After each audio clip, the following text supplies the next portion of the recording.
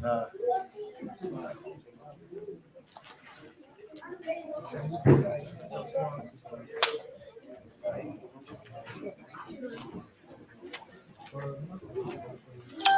الله الرحمن الرحيم الحمد لله والصلاة والسلام على أشرف الأنبياء والمرسلين نبينا محمد وعلى آله وصحبه أجمعين اللهم انفعنا بما علمتنا وعلمنا ما ينفعنا اللهم زدنا علما إنك أنت عليم الحكيم اللهم اجعل هذه المحاضرة حجة لنا لا حجة علينا يا رب العالمين أما بعد.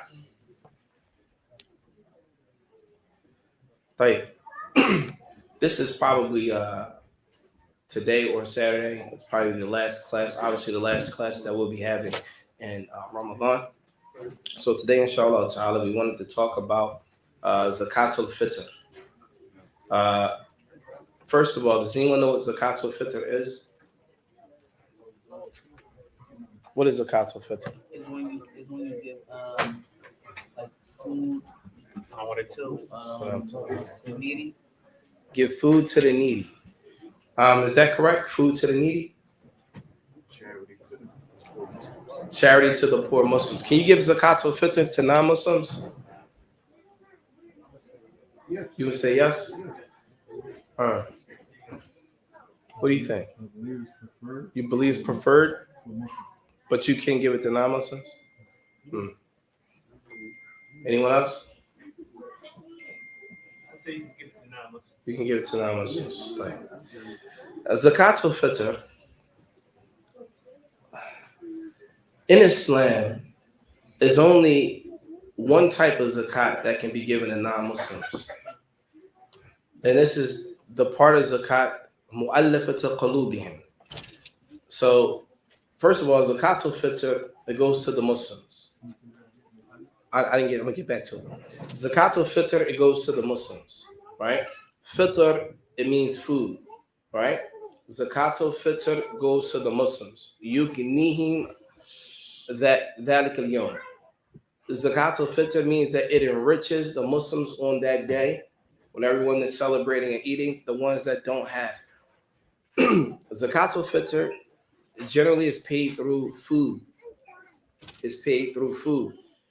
As for the zakat that can be given to a non-Muslim, then there's only a certain type of non-Muslim that can even receive zakat. And we're not talking about zakat al-Fitr. The zakat that a non-Muslim can receive is from mu'allafat qulubihim. It's something that means that you're trying to cause their heart to go towards Islam or to be easy on the Muslims. When you look through the books of the scholars of the past, when they mention this particular issue about mu'allafat qulubihim, meaning trying to get their hearts to come towards Islam, this type of zakat here is if, let's say, for example, non-Muslims are harming the Muslims, right? Beating them up, taking their money, whatever the case may be, right?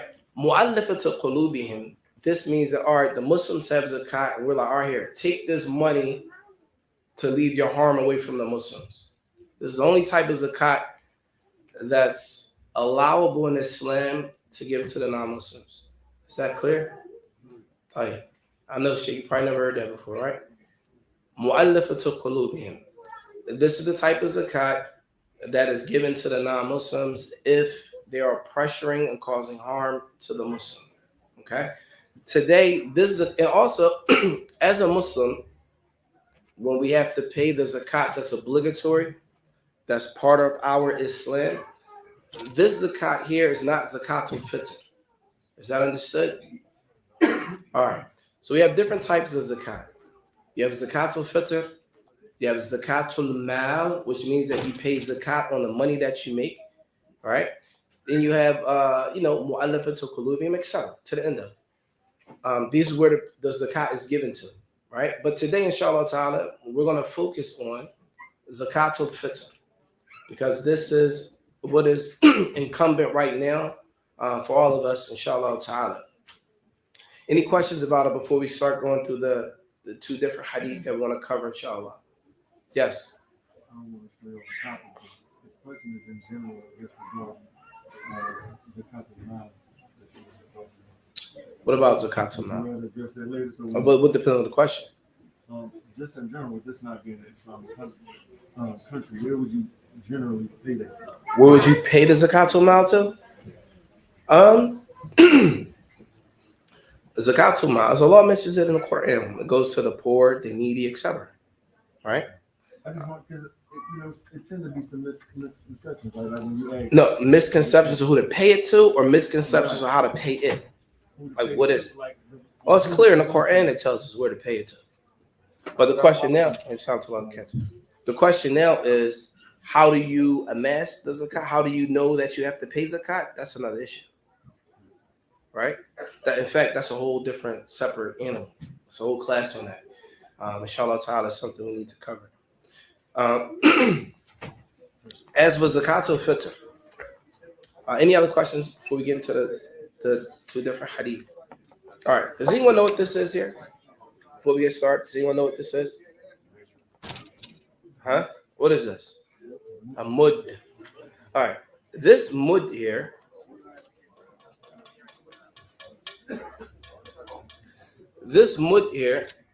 goes back to Zayd ibn Thabit, radiallahu ta'ala anhu. This mud has an ijazah on it that I got from Sheikh Yahya Mudarris rahimahullah ta'ala.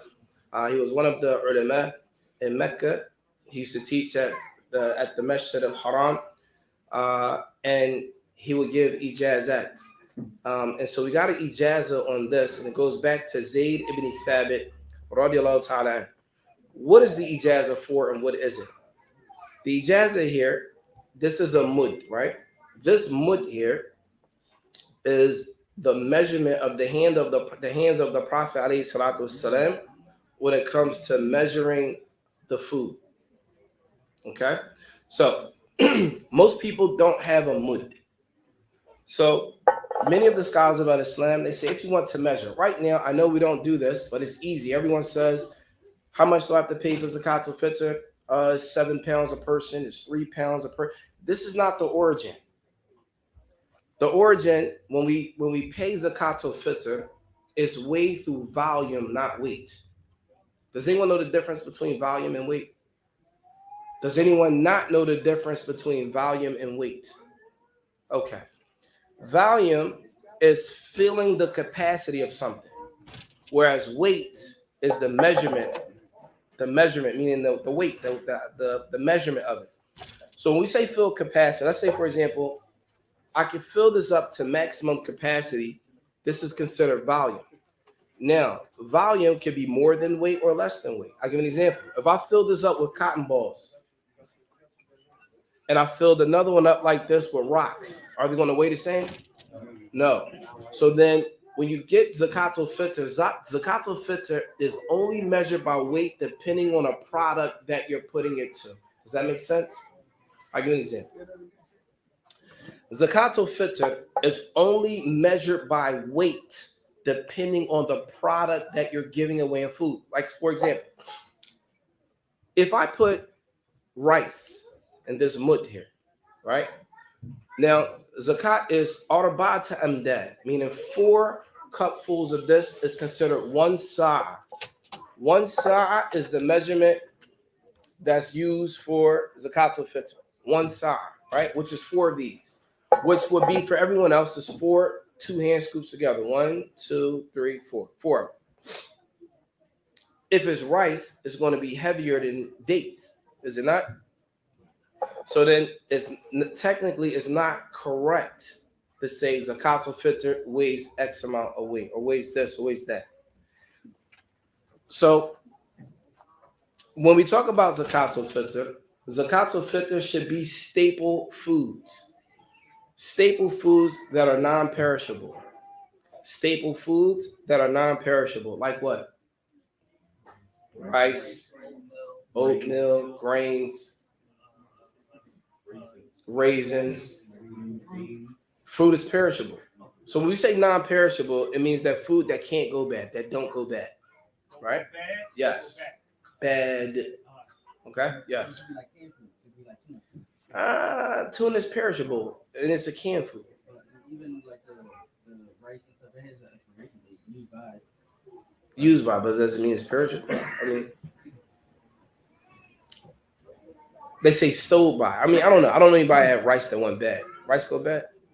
No, perishable is a self item that does not expire or goes bad by being in any temperature sustained.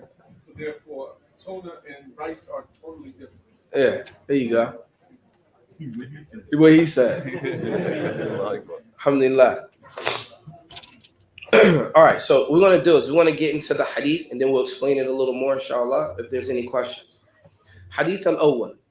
عن ابن عمر رضي الله تعالى عنهما قال فرض رسول الله صلى الله عليه وسلم صدقة الفطر أو قال رمضان على الذكر والأنثى وحر ومملوك صاع من تمر أو صاع من شعير قال فعدل الناس به نصف صاع من بر على الصغير والكبير وفي لفظ ما تؤدى قبل خروج الناس إلى الصلاة. All right, this first hadith, Nabi alayhi salatu wasalam, or rather Ibn Umar, he said, the Prophet alayhi salatu wasalam, he said that Zakat al-Fitr farada, meaning it became obligatory. And then they go on to mention, who is it obligatory for? It's obligatory for the man, the woman, the one that is free, and the one that is enslaved. Right? We don't have enslavement here, so that's not relevant. But, and then he says, Sa'a min tamrin. A sa'a min tamar. A sa'a is 4. I just want to make sure we're clear on this. 4, I'm going to say it in English. 4 muds is 1 sa'a. Does that make sense? 4 muds, but in Arabic it's amdad, right? But it's 4 muds is 1 sa'a, right? Right. What's a mud? What is it? 2 handfuls. 2 handfuls of something is called a mud. 4 of them together is called a sa'a. Are we clear on that? All right. So the Prophet alayhi salatu wasalam, he says sa'a min tamrin. So that means a sa'a of tamr, of dates. What does that look like? 4 scoops. I recommend, we got time. It's easy. I mean, obviously, people, figure out a way, put some gloves on and open up the dates and measure it out. Inshallah khair. Sunnah. Sunnah. It's easy. Make sense?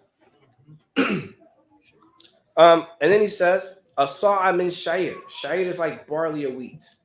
فَعَدَلَ النَّاسُ بِهِ نِصْفُ صَاعَ مِن بُرٍ. And then he said some of the people would take a half of a sa'a. A half of a sa'a is what? 2 muds is a half of a sa'a.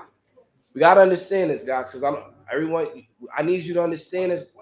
Yes. So 2 handfuls is 1 mud, right? Yes, 2 handfuls together. Not like this, like that. No, together. 2 handfuls. Together. Okay, it's 1 mud. Yes. And 4 handfuls is a sa'a. You mean 4 handfuls together like this? Right. It's 1 sa'a. Okay, gotcha. And then a half of a sa'a is what? 2 what? 2 handfuls. No, 2 muds, not 2 handfuls. Listen, I need everybody to understand this. We have to do it again? All right. So when we say handfuls for a mud, I have 1 hand, I have 2 hands, I put them together like this, and I scoop something, that's 1 mud. If I do this, 1 hand, 2 hands together 4 times, that's a sa'a. If I say half of a sa'a, that means I take 1 hand, 2 hands, put it together, 1, 2. That's a half of a sa'a. Is that clear? Yes. Wait, so stop, Sheikh. You funny. Half. Yeah, don't listen. No, you're gonna confuse everybody. No, don't listen now. 2 muds is a half a sa'a. Yes. Are we clear on that? All right. So the Prophet ﷺ, he said, "And to adda qabla khuruj al-nasi ila salat." This zakat al-fitr should be paid before you leave to go pray. Pray what? Fajr Remember, Salatul Eid is in the morning. Do you pray this? It says it should be paid before you leave to go to Salat. You're talking about Salatul Fajr or Salatul Eid? Huh? Salatul Eid. Salatul Eid. Wait, Salatul Eid. Right. The next hadith. It says, عن سعيد الخدري رضي الله تعالى عنه قال كنا نعطيها في زمن النبي صلى الله عليه وسلم صاع من طعام أو صاع من تمر أو صاع من شعير أو صاع من عقد أو صاع من زبيب فلما جاء معاوية to the end of it. And Nabi alayhi salatu wasalam, or they said that we used to, one of the companions said we used to during the time of the Prophet alayhi salatu wasalam, we would pay during this time period, we would give a sa'a in food. What food? What's food? They say food here is what was common to them. They knew what it was. Staple foods. Some say that they mention the general food and then they explain what it is later through the other parts. So it says sa'a min ta'am. They will give a sa'a of food. And then they explain it. Sa'a min tamar, dates, a sa'a min sha'ir, a sa'a min aqid, etc. All these are things that are non-perishable foods that they ate during those times. So the next issue is the time to give or to pay the Zakat al-Fitr. It starts 2 days before the Eid. 2 days before the Eid. And Nabi alayhi salatu wasalam, he said you can pay a yawmin or bi yawmain qabla al-Eid. You can pay it 1 or 2 days before the Eid. So having said that, can we pay it right now? Who said yeah? Really? Today is what day? Today is what? Ramadan. The 27th day. No. The 27th day. So you got a 20. There definitely is going to be a 27th day. I mean, a 28th day and a 29th day, but there might be a 30th. All right? So that means you can't do it now. You can't do it today. It will have to start tomorrow, inshallah. Right. So then, the best time to give the Zakat al-Fitr is what time? Before the Eid, before you go to prayer. Right. Many of the ulama mentioned that if you pay it after Salatul Eid, then it's not Zakat al-Fitr, it's just charity. It's not Zakat al-Fitr, it turns into charity. Right. Any questions? No questions? MashaAllah. So everyone understands Zakat? Everyone. So let me ask you. I got to pay Zakat, right? Right. How much am I supposed to pay? Huh? 7 pounds of rice? See, that's what I'm saying. You want to hear. You just got here, right? See, we just wanted to hold you on about that. What was you? You just walked in. See, you get a pass. She get a pass. How do we pay Zakat? Huh? Yeah, like what are we using? Because the reason why I said we're not using in general, that's what everyone's telling you, pounds, but that's not how it's measured. It's measured through volume, not weight. Right? Say again? Through the mud. Right. So then we do 4 muds, which in Arabic is amdad. 4 muds is equal to 1 sa per person. So if you have a family, so you have a wife, you have kids, etc., people that you take care of. Even if you take care of a person only during the month of Ramadan, then you have to pay zakat for them. If you have a wife and she's pregnant, there's also sunnah to pay zakat for the unborn child as well. About to call it in? No, not sure. 3 minutes. Yes. Inshallah, some people just walked in, so I think we should be more specific in regards to zakat. Stating zakat al-Fitr or just zakat, because there's 2 different ones, and the offerings for paying them are different. So people who just walked in wouldn't know that you're talking about zakat al-Fitr or just zakat. Right. We're talking about zakat al-Fitr. Zakat al-Fitr is linked to Ramadan. Zakat al-Fitr is linked to Ramadan. Before you call it that, I also want to mention another issue. The sunnah is to pay zakat al-Fitr in food. Sunnah is to pay zakat al-Fitr in food. Is it permissible to pay zakat al-Fitr in money? Yes or no? Is it permissible to pay zakat al-Fitr in money? Yes. Is it permissible? Yes or no? Yes. No, It is permissible. Yeah, you'll find many narrations of the Salaf where they would pay zakat al-Fitr with money. They'll pay it with money. Now, is it preferable if you find people? I mean, I don't want to say, hey, pay zakat al-Fitr in money, especially when you have people that will take the food. It's sunnah, it's aslam, it's safer, and it's khuruj min al-khilaf. It's staying away from differences of opinion. But if you find people that are paying zakat al-Fitr in money, it's not for you to make income. It's not for you to say, oh, that's impermissible, that's haram, they're mubtadi'een, etc. This is a mistake. This is a mistake. Especially when you find people from the past paying zakat al-Fitr in money. From the Sahaba and from the Tabi'i, they pay zakat al-Fitr in money. Yes. You had a question, Sheikh? Okay. Does anybody have 754? 754. What is it? Because I have 53 to break the fast. The latest time. Does anybody have 54? Right. At any event, any questions, inshallah? We're going to start with that. سبحانك اللهم وبحمدك أشهد أن لا إله إلا أنت أستغفرك وأتوب إليك. Also, for people here in Philly, in the Philly area, we do not accept zakat al-Fitr here. Please do not bring your zakat al-Fitr here. If you bring it here, you are not getting zakat because we don't take it. I'm telling you right now, we don't take zakat al-Fitr.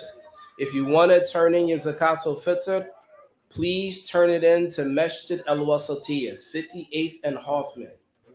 They have a whole zakat section there, and this is what they do. And they've been doing it for years, and they're very efficient at it, and they're good at it. If you need to drop off your zakat al-Fitr, please take it to Masjid al-Wasatiyah. Yes. طيب سبحانك اللهم وبحمدك أشهد أن لا إله إلا أنت أستغفرك وأتوب إليك. السلام عليكم ورحمة الله وبركاته.